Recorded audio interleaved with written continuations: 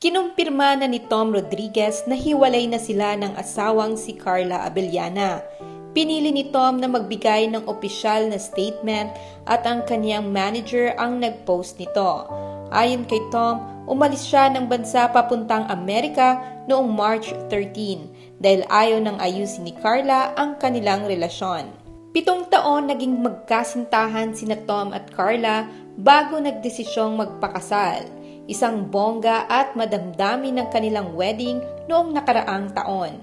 Kaya nakakapanghinayang na matapos lamang ng halos 5 buwan ay sa hiwalayan na uwi ang kanilang kasal. Narito ang buong statement ni Tom. I left the Philippines for the US last March 13 with the realization that despite all my efforts, Carla had already given up on our marriage. A lot has been said against me, but in the end, Carla and I are the only 2 people who know the truth. I refuse to allow anyone who only wants to use us and our brokenness for news. It was not a perfect relationship, but we both know how much we loved each other. I will no longer dwell on the reasons why our marriage fell apart. So many lies have been said of me which are completely untrue and utterly unfair. I may have fallen short as a partner, especially when I lost all my money to someone who preyed on my gullibility. But it must be stressed that at no time did I ever lay a hand on Carla. I have accepted her decision that it is time to move forward, independent from each other. I have to teach myself how to fall out of love from her. This will be a lonely, painful path that I shall take. But together with my family here in the US, I have the strongest support system.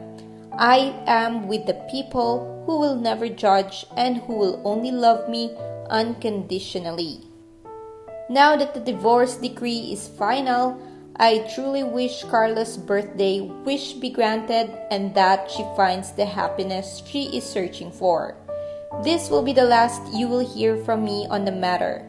I have no desire to violate the gag order issued on us and our lawyers. I remain grateful to GMA for its patience and understanding and for giving me time to heal, and to my manager and friend Popoy and to Tita Joji for never giving up on me. Napilitang maglabas ng statement si Tom dahil sa mga naging pahayag ni Carla sa kanyang YouTube account. May isang nag-comment na hindi nagustuhan ni Carla. Ayon sa netizen, "And my comment was removed. Bakit?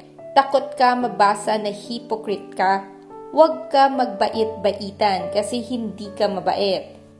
Ayaw mong negativity, sana di ka na lang nag-like sa mga nega-comments kay Tom. Sana nung nagka-problema kayo, sana hindi ka nag-IGs na humihingi ka ng tulong. Sana nag-usap na lang kayo, hindi yung hindi mo kinakausap, tapos ngayon may balitang nag-aasikaso ka ng annulment." Sinagot naman ito ni Carla ng, "Opo, nag-like po ako pero yun lang po ang ginawa ko. Hindi ko na po yun inulit. Nag-like po ako pero hindi ko po ginawa ng paulit-ulit at ng matagal.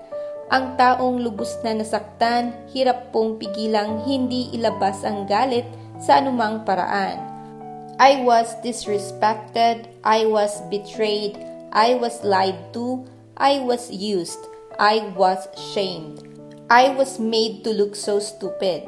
Kung sana hanggang dun lang po, makakabangon din po ako balang araw.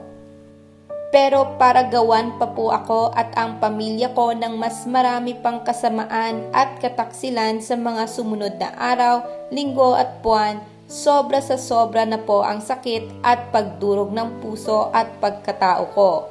Pero bukod po doon, wala po akong ginawang masama kay Tom. Wala po akong ibinigay kay Tom kundi tunay na pagmamahal, respeto, pag-aalaga, pag-aaruga, pag-unawa, pagtitiis, sangkatutak na pagpapatawad, milya-milyang pasensya, paniniwala, pagtiwala, pag-aasikaso, pagprotekta, lahat-lahat na. Pinigay ko po buong buhay ko sa kanya. 7 taon po akong bawal magalit, magtampo, masaktan, mabigo, malungkot, madismaya dahil hindi po pwede.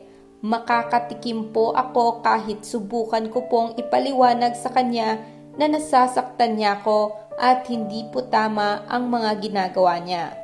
Paulit-ulit ko pong pinapaalala sa kanya na hindi po ako kalaban at mabuti po ang kalooban at intensyon ko.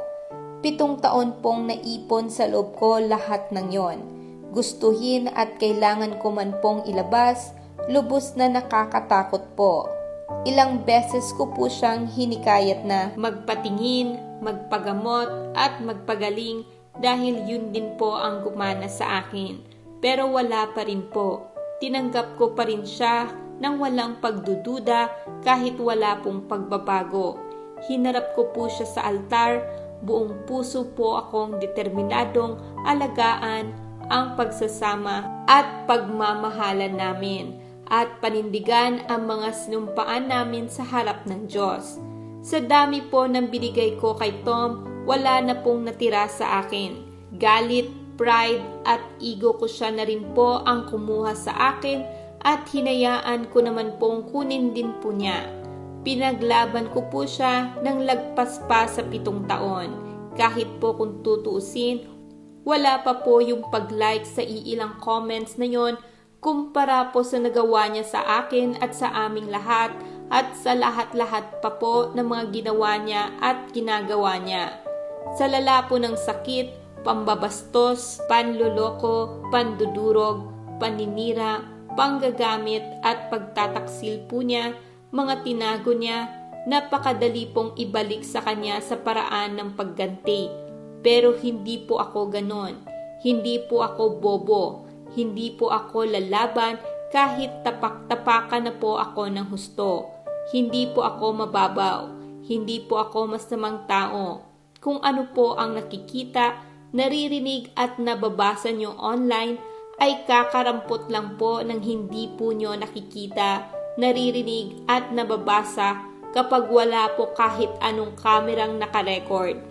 Kapag sarado na po ang pinto sa pamamahay po namin at wala na pong ibang nakakakita, hindi po ako masamang tao tulad ng sinasabi, nararamdaman, naririnig at nakikita po ninyo online, sa TV, etc.